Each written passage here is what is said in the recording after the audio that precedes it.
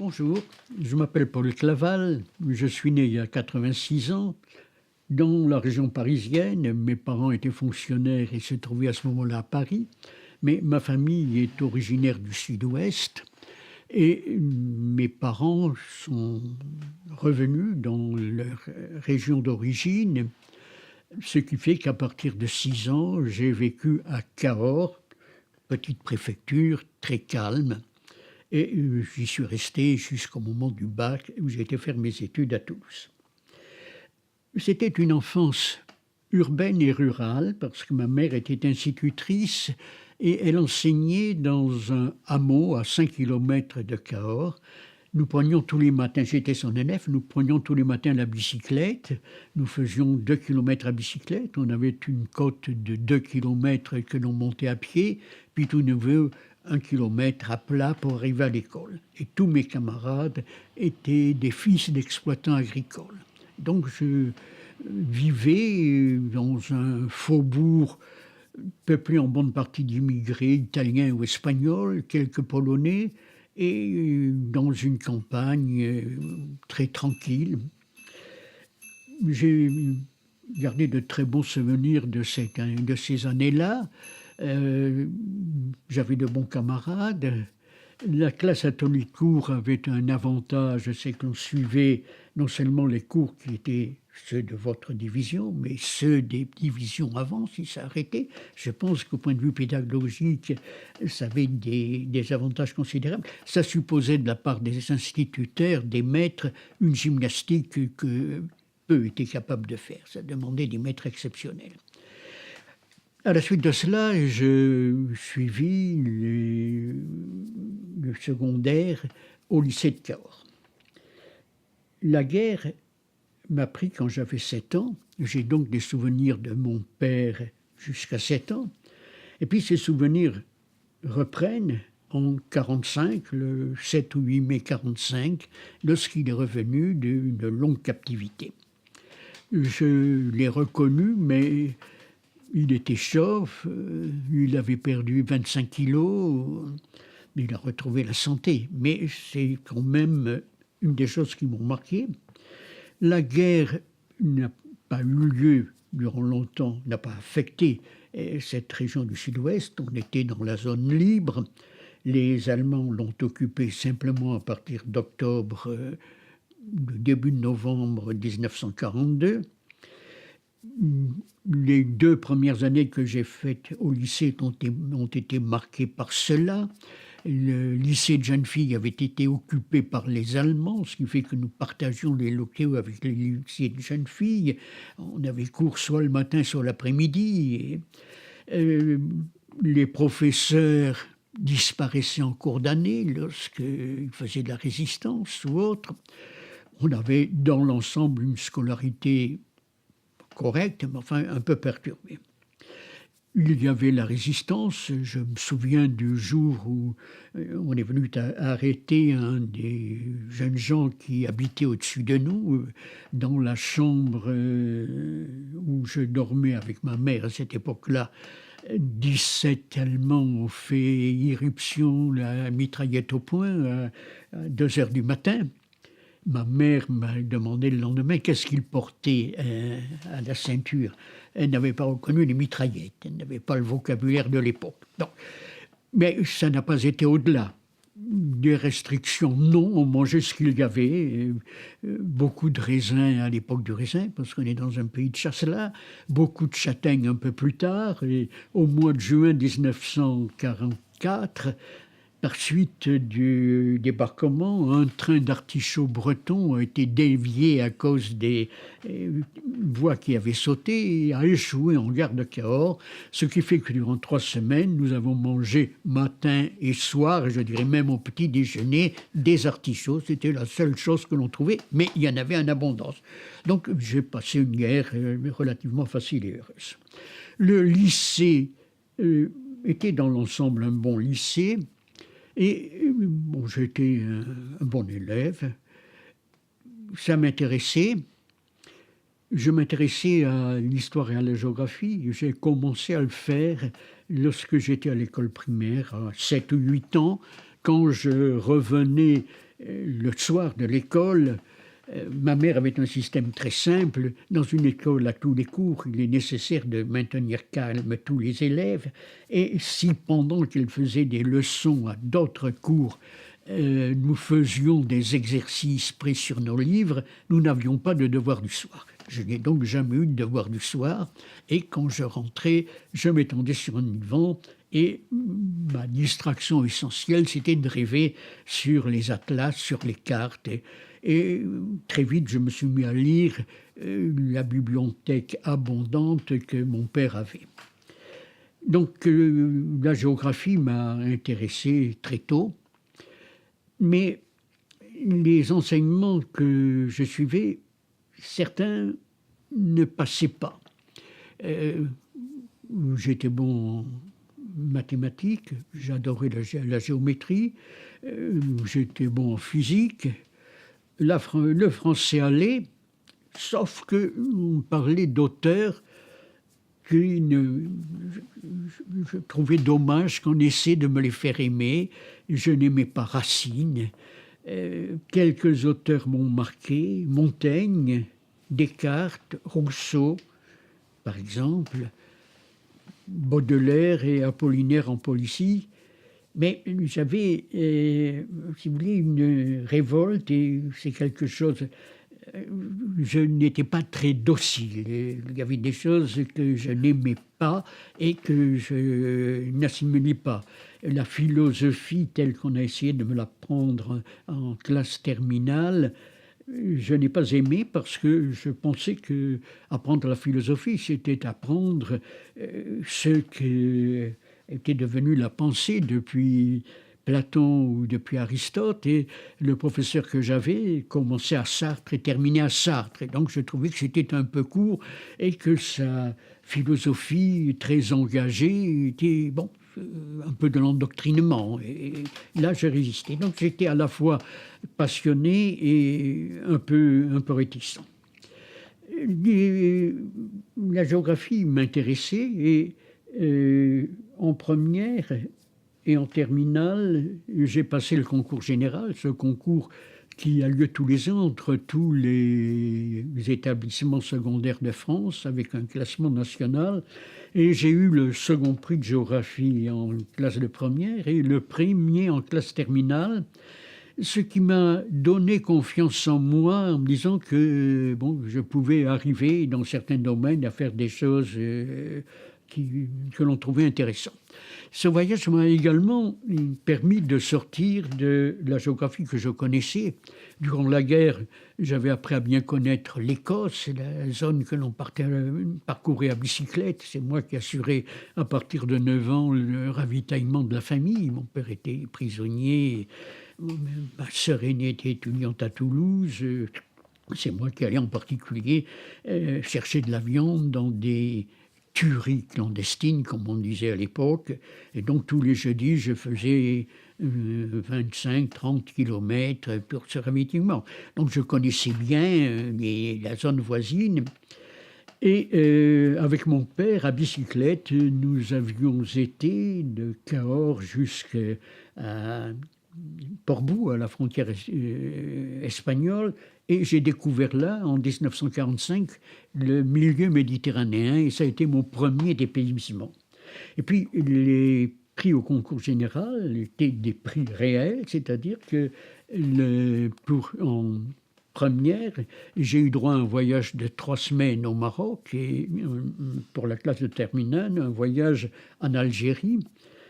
Et le voyage au Maroc était particulièrement intéressant parce que nous étions deux, le premier prix et moi, pratiquement lâchés. On avait quelqu'un pour nous aider à l'hébergement, mais nous nous promenions comme nous voulions.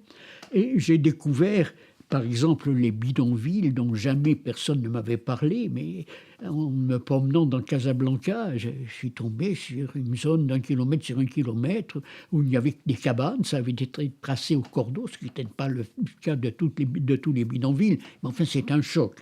Et puis dans le Haut-Atlas, profiter d'un quart d'étudiants danois pour aller jusqu'au pied du Toubkal, dans un village qui était pour moi un village médiéval. Enfin, ça a été une expérience de dépaysement.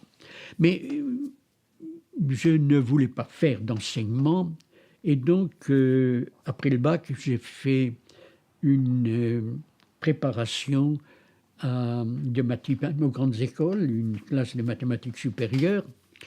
Ça n'a duré qu'1 an. J'aurais aimé être à la faculté. Mon père et ma mère préféraient que je sois pensionnaire dans un lycée, en partie parce que les salaires des fonctionnaires étaient assez médiocres à ce moment-là. Mes 2 sœurs étaient encore étudiantes et j'avais une bourse. À l'époque, il y avait un concours des bourses et j'avais droit à une bourse, et donc ça soulageait les finances familiales.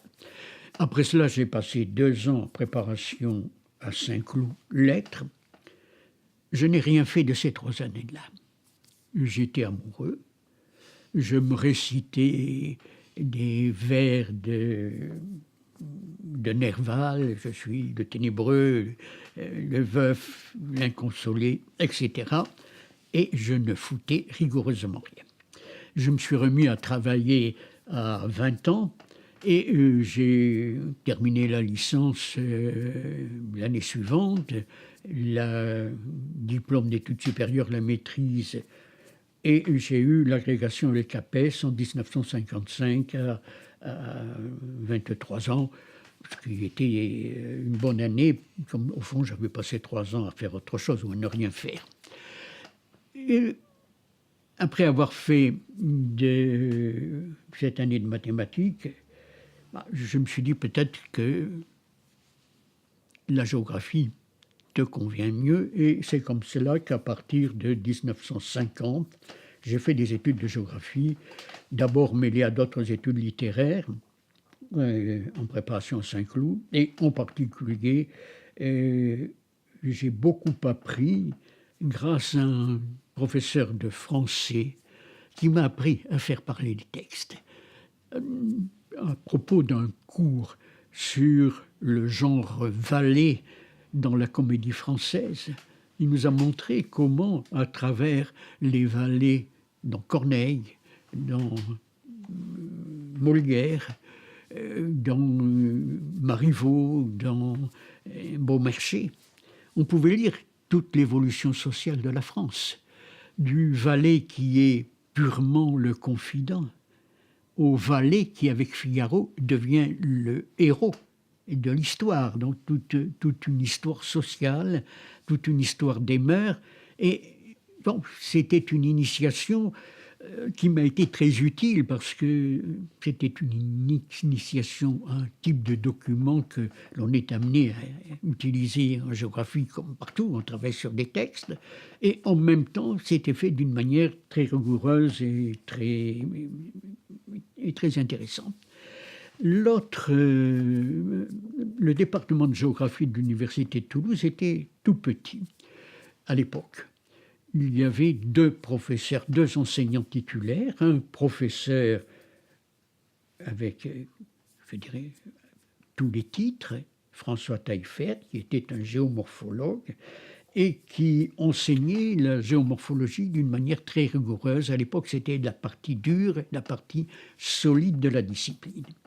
L'autre était un simple assistant, Pierre Bavrère, mais il était remarquable dans l'enseignement de la cartographie thématique, et dans ce domaine, je lui dois tout. Les autres enseignants étaient des chargés de cours, qui étaient professeurs dans les lycées ou qui étaient employés à la préfecture ou ailleurs, et je n'en ai pas gardé un souvenir excellent. C'était une époque où nous avions 7 ou 8 heures de cours par semaine simplement, et c'était les lectures qui comptaient, je dirais également beaucoup les discussions entre camarades. Ça ne ressemble pas du tout à l'enseignement supérieur tel qu'il est devenu. la mode était à l'engagement politique. Et c'était la guerre d'Indochine, on en parlait beaucoup. Beaucoup d'étudiants étaient marxistes, communistes. Et j'ai très vite été très réticent à l'égard du marxiste, en particulier lorsque j'ai vu, m'inscrivant en faculté, un certain nombre de jeunes camarades inscrits au parti jouer et menacer en réalité des jeunes étudiantes pour qu'elles signent l'appel de Stockholm. Et ça m'a révolté. Je ne pensais pas que ce soit quelque chose de normal. Et par conséquent, je n'ai jamais été membre du Parti communiste et je n'ai jamais été marxiste. J'ai pris l'habitude, par défi, de dire que j'étais un homme de droite, ce qui a été toujours mal vu, ce qui était mal vu et qui est demeuré dans la société française. Je n'étais pas plus à droite qu'un autre. J'ai vécu dans une famille où la promotion sociale s'était faite grâce à l'école. Du côté de mon père, mon grand-père était tailleur de pierre. Du côté de ma mère, mon grand-père était d'abord journalier agricole, puis gendarme. C'était des ascensions modestes. Bon, l'ascenseur social normal de la Troisième République en 2 générations. Je n'avais pas à me plaindre de ce système. Mais dans les études d'histoire que j'ai suivies, on m'avait donné une fois à commenter des textes sur la période révolutionnaire dans la région de Nîmes. Et les textes qui dataient de 1788-1789 montraient que la région était très divisée, mais pour des raisons religieuses. Les catholiques et les protestants ne s'entendaient pas. Et puis dans les textes de 1794-1790, il y avait une lutte des classes. Mais la lutte des classes n'était pas permanente. C'était un résultat de la Révolution beaucoup plus que la cause. Elle avait été suscitée par la propagande révolutionnaire, ce qui ne veut pas dire qu'il n'y ait pas eu de problème d'inégalité, mais ça ne débouchait pas sur des actions. Et par conséquent, les interprétations politiques marxistes, je n'y croyais pas à ce moment-là. J'ai donc été reçu à l'agrégation. J'ai été nommé dans un lycée de Bordeaux où je suis resté officiellement titulaire de 1955 en 1959, mais en réalité là-dessus j'ai passé 27 mois à faire mon service militaire. J'ai échappé non pas à l'Algérie, mais je n'ai pas échappé à l'Afrique du Nord, mais à l'Algérie. J'ai été envoyé en Tunisie et non pas en Algérie. J'ai trouvé que l'expérience du service militaire était intéressante. J'y ai rencontré le tout venant. J'ai commencé par faire les classes dans un régiment d'artillerie coloniale, on dirait aujourd'hui de marine. C'était assez dur. J'ai perdu 16 kilos en 4 mois. Et j'ai passé ensuite l'examen pour faire une école d'officier de réserve que j'ai faite. Et je me suis retrouvé à l'instruction à Poitiers, à former des tout-venants venant du centre-ouest de la France. J'ai eu, c'est la seule fois de ma vie, une expérience de toutes les branches, de tous les niveaux de la société française. Et durant les mois d'instruction, de classe et d'instruction, l'expérience d'une vie en plein air, en totalité, ce qui ne m'était jamais arrivé avant ou après. J'ai également beaucoup réfléchi sur la guerre d'Algérie, sur la guerre révolutionnaire, et j'ai terminé le service militaire avant d'être démobilisé par 1 mois dans une des bibliothèques de l'école militaire. J'étais pour des raisons familiales revenu en France 1 mois avant la démobilisation, on m'avait affecté là. Et cette bibliothèque, qui était la bibliothèque consacrée à l'enseignement supérieur scientifique et technique, comportait un fonds très riche sur l'organisation militaire, sur les fonctions d'état-major. Et ça m'a au fond appris à réfléchir sur l'entreprise. Bon, ça m'a servi, ça m'a ouvert des horizons sur la sociologie. J'avais, à la fin de l'agrégation, rencontré un des membres du jury, qui était mon professeur à Toulouse, Taillefer, et j'avais choisi de faire un sujet de thèse sur les pics d'Europe dans le nord-ouest de l'Espagne. Je me suis marié un an après le mariage, après l'agrégation. J'ai profité de mon voyage de noces pour faire une première incursion dans ce pays-là. Et puis mon mariage n'a pas tenu. Ma première femme a demandé le divorce au bout d'un an de mariage. Nous avons eu un fils qui est né 6 mois après la demande de mariage. Et à partir de ce moment-là, travailler à l'étranger durant mes vacances n'était impossible. C'était le moment où je pouvais voir mon fils et il était clair que je n'aurais jamais l'autorisation de travailler à l'étranger.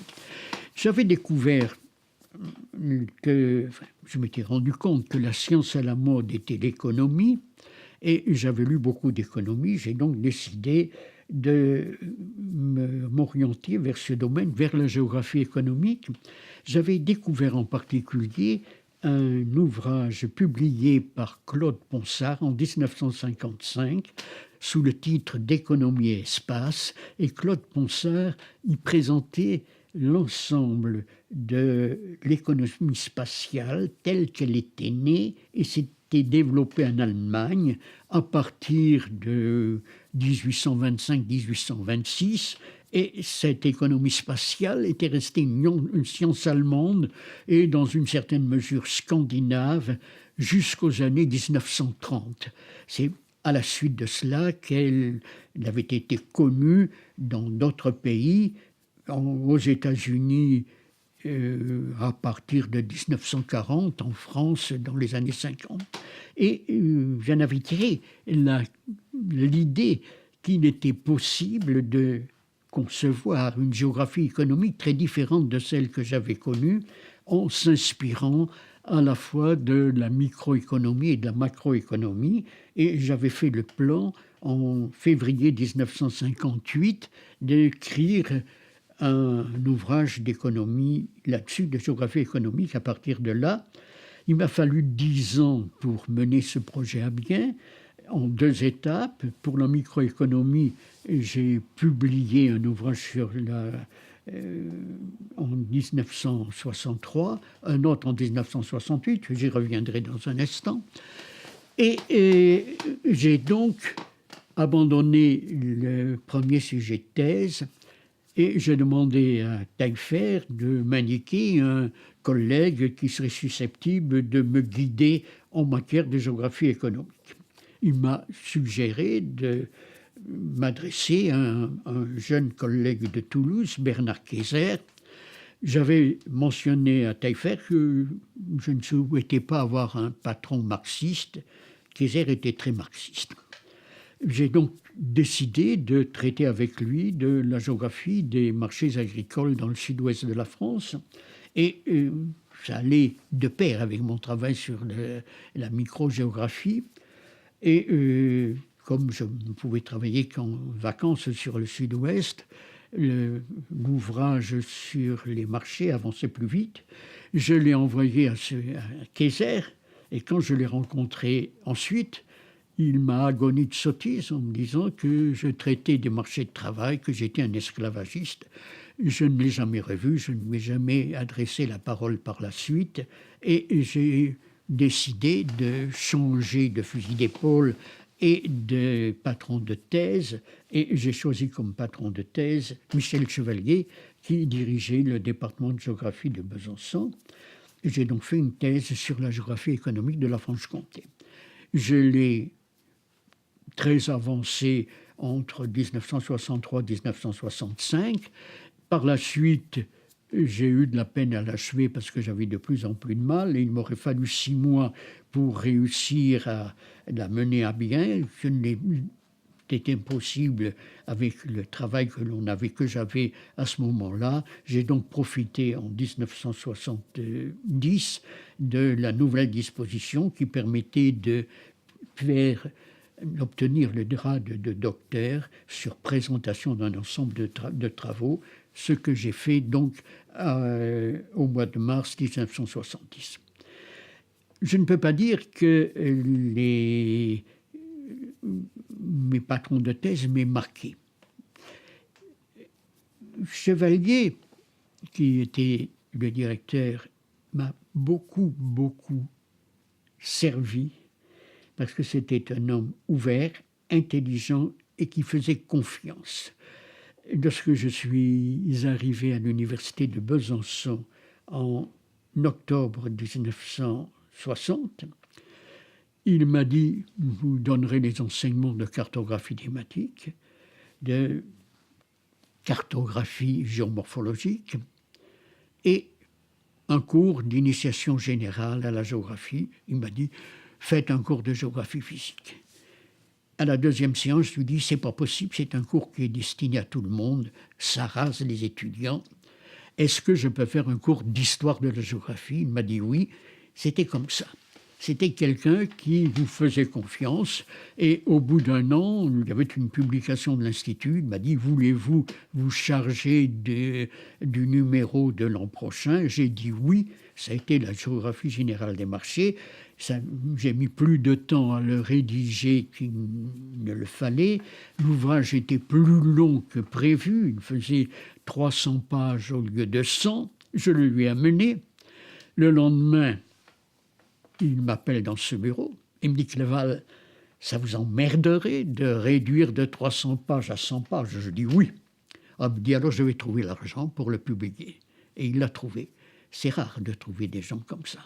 J'ai donc eu la chance, à ce moment-là, d'être dans une toute petite unité dans laquelle il y avait un professeur de géographie physique, un professeur de géographie humaine, un maître assistant, une maître assistante plutôt, et moi-même, un collègue qui préparait le CNRS et que l'on voyait souvent, qui habitait Besançon. Nous étions 5 au total, si vous voulez, dans l'équipe. On prenait le café tous les soirs à 5 heures, on formait un groupe uni. Le patron était coléreux, mais il était bien d'humour, il laissait faire les choses comme on le voulait. J'ai passé des années tout à fait heureuses. Je partageais le bureau avec le maître assistant. Accident du travail, je l'ai épousée, elle est devenue ma seconde épouse.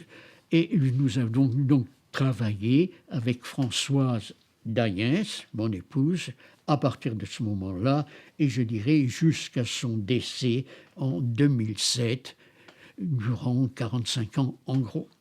C'est donc une chance inouïe parce que Françoise Dayens m'apportait une autre vision de la société. Elle était protestante et elle avait le regard un peu distant vis-à-vis de la société française qu'ont les protestants.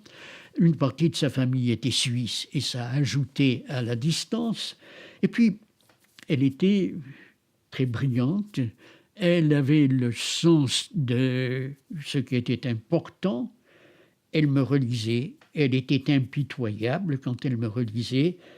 Je me rappelle que lorsque j'ai écrit l'ouvrage sur la géographie des marchés, il y a un chapitre que j'ai réécrit 19 fois au mois de juin 1980, et à la 19e fois, je lui ai dit « Le voici, si tu ne le trouves pas bon, je divorce. » Et nous n'avons pas divorcé. Voilà donc comment je suis devenu géographe et comment j'ai eu la chance d'être très bien entouré, et les années de Besançon ont été fondamentales pour compléter ma formation et pour mon orientation.